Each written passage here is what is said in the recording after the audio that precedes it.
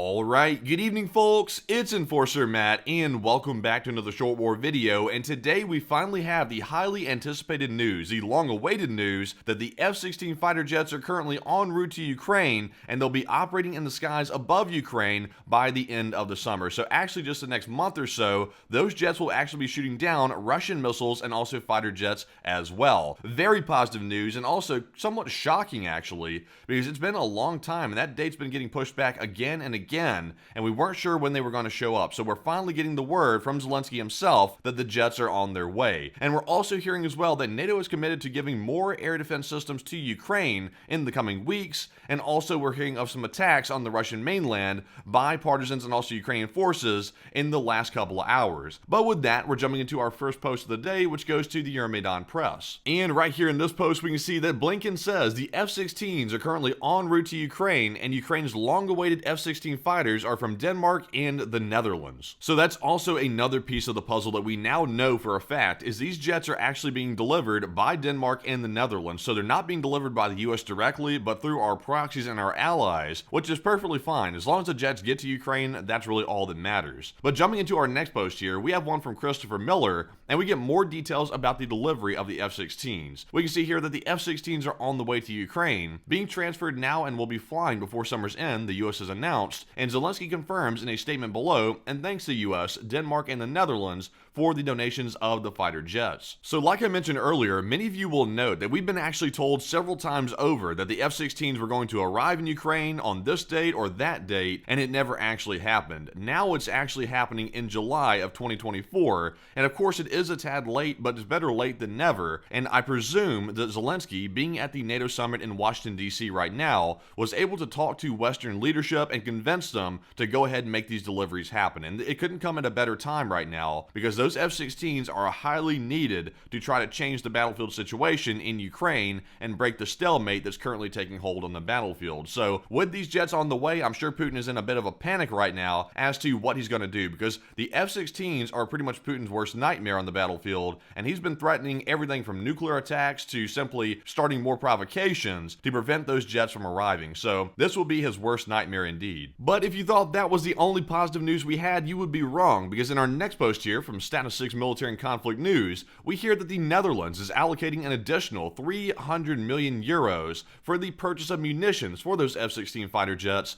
that will soon be delivered to Ukraine, announced by the Dutch Ministry of Defense. So what good are jets if you don't have munitions for them? And that's what the Netherlands thought. So that's why they ponied up about 300 million euros to give to Ukraine to buy those munitions. So also very positive news as well, and those jets will be well armed. But with that, we're jumping into our next article here, and this one goes to SMK. And we're even hearing more positive news that even Norway is now deciding to donate 6 F-16 fighter jets to Ukraine this year. So Norway is also stepping up to help out with Ukraine's effort to try to strengthen their air defense and air capabilities by providing F-16s of their own. The only thing I will say though is we really don't have an exact number of F-16s being sent by the US through the proxy countries, but we do hear that Norway is planning on donating 6 of them. So we'll have to hear in the future from Zelensky exactly how many F-16s are being sent by the US and also how many are actually received, because that is obviously a pretty big question, because if they only receive 5, that's a lot different than receiving 40 of them. So we'll have to wait and see. But jumping into our next post here, this one goes to the Kyiv Post. And can you believe it, but we have yet even more positive news out of Norway. And we're learning that Norway will fund a 10-fold increase in NAMO ammo production for Ukraine, and the Norwegian government has announced additional funding to allow NAMO to increase the production of 155mm artillery and 120mm tank ammunition, as well as AIM-120 AMRAAM missiles. So like I said, very positive news, but unfortunately not much to add to this one, except for basically saying that Norway is stepping up very big, and also huge props to Norway for doing that. So jumping into our next post here, this one goes to OSINT Technical, and we're learning that several NATO countries have officially announced a new massive air defense package for Ukraine,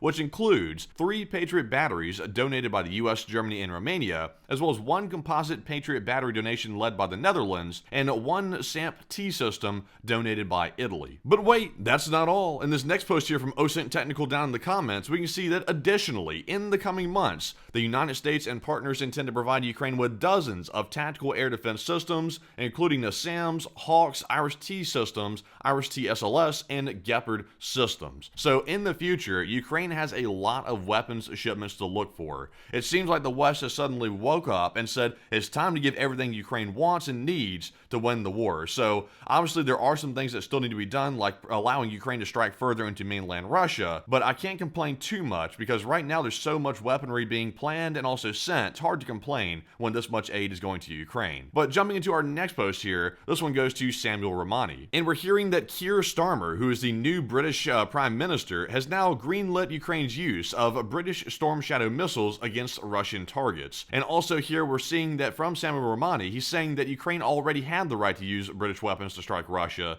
So Starmer's move is now a continuation from the last government's policies. So I'm very glad to hear that they've extended this to the new government in Britain, and hopefully the US will also stand up as well and say that all of our weapons can be used on the Russian mainland in pretty much any capacity as well. But with that, we're jumping into our next post, and this one goes to Nexta. And in this one, we're learning of a heavy fire that started at a recycling materials processing warehouse in the Russian city of Volgograd, and the area of the fire reached 500 square meters according to the emergency ministry. So who really knows what started this fire? It could be anything from a Russian with some pack of Lucky Strikes, or it could be a partisan, or it could be even a Ukrainian saboteur. We really don't know, but there's another fire in Volgograd, and this is definitely not good for the Russians, but very good for Ukraine. But jumping into our next post here, we now have one from Disclosed TV, and we're learning that Poland says they must prepare the army for a full-scale conflict, says the Army Chief of Staff General Kukula at a press conference. And also, I'm not trying to downplay Poland's statement here whatsoever, but Poland has said this in the past. But there is some legitimacy to it, and also some reasons why Poland would say this, because Poland is one of the main countries providing aid to Ukraine, and also Putin really doesn't like Poland for that, obviously, so he's quite enemies with that country right now. So Poland is trying to prepare for something to break out, just to be prepared for it to happen, so that way they're not caught off guard. But at the same time, we must remember that Poland is in NATO, so Article 5 would apply to that country, so if Russia were to suddenly attack Poland, that would mean that the entirety of NATO would probably go to war with Russia to defend that country. So while Poland is being very smart by preparing for this, the odds of Russia actually doing something to that country is probably small, but of course it is a possibility, and the worst situation has to be planned for, or otherwise that would be pretty incompetent not to plan for it. But anyways, jumping into our next post here, this one goes to Status 6, Military and Conflict News. And in this post, we have a video documenting the flight of 2 Russian-caliber sea-launched cruise missiles over the Caspian Sea in the direction of Ukraine on July 8th. And these guys were actually out here in a boat and just happened to see the missiles flying over, which is quite a sight, and you really would not want to see that if you're on a boat out here in the middle of the water. That's probably scary to see. But let's take a look at the video and see these missiles flying over. So right here you can see the gents on the boat, but there goes one of the missiles. And here comes another one. And they flew right over those guys' boat. I don't know if they were out there fishing or what, but that was probably quite scary to see, and also quite angering to know that those missiles were heading for their homeland right back on the mainland. So not good whatsoever, but this is a video showing the Russians actually launching missiles from the sea.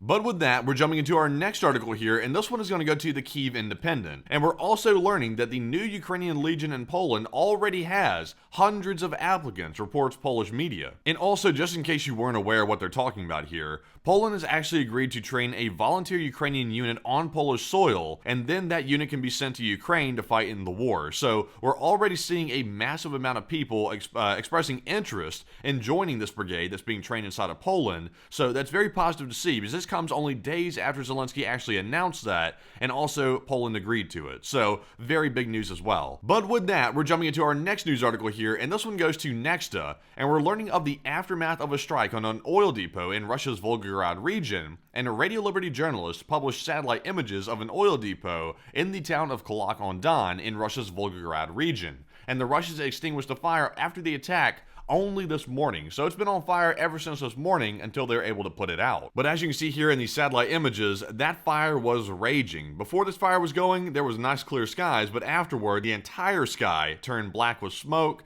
and of course, the residents probably could not breathe very well because of that. But you know what? That's what happens when there's problems like this, and there's also oil depots being put on fire. Your air gets polluted, but that is what it is. But with that, we're moving into our next post here, and this one also goes to the Kyiv Independent. And speaking of strikes on Russian oil depots and also oil refineries, we're hearing from NATO officials that Ukrainian strikes have reduced Russian oil refining by at least 17%. So make no mistake, that is definitely a big chunk of Russia's refining capabilities facilities down the drain, but there's still a good amount of work left to go before the Russian economy actually has a collapse. Ukraine must keep hitting these refineries and also these oil sites as well, because if they don't do that and they don't cause a cumulative damage effect on these facilities, then it won't have the overall economic effect of destroying the Russian economy. It'll simply ding it and they'll move on. So I think you'll see in the coming months that Ukraine will keep blitzing these facilities and hopefully take down the Russian economy with it. But jumping into our next post, and our last post here, this one goes to Nexta. And oh boy, it looks like we have another case of a Russian falling out of a window here. We learned that this guy called Magomed, who's a subordinate of arrested former Deputy Defense Minister Timur Ivanov, has died under mysterious circumstances in Moscow. He died at the age of 61, and the Kremlin did not disclose the cause of death,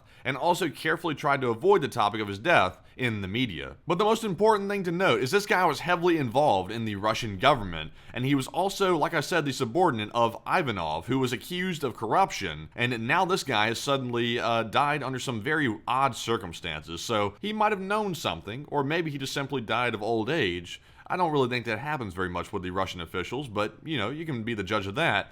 But this guy is now no longer, and he's no longer a threat to Ivanov, and he's no longer a threat to Putin, and it will leave it up to speculation as to whether or not he was windowed, or he actually simply just passed on. But with that, that is actually our last news article of the day, so I hope you found today's video informative, and if you have, please press the like button, and also subscribe to the channel as well, because that greatly helps us get the news out there, and we also love to hear that y'all love the reporting on the channel, so that greatly helps. And also, if you want to support our operation financially, you can do so on our Patreon page, and the link is in the description below for Patreon, where you can go and sign up for a monthly membership and help fund our work here on YouTube. So, huge shout out to everybody who is a Patreon supporter. We greatly appreciate that. And with that, we'll see you all tonight at 10 p.m. Eastern on our nightly War News stream. And with that, bye-bye for now.